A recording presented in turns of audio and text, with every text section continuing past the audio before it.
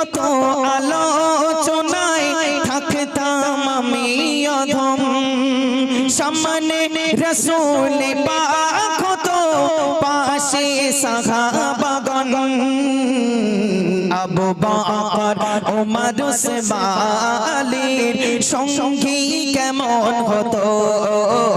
আবু বকর ওমর ওসমান আলীর সঙ্গী কেমন হতো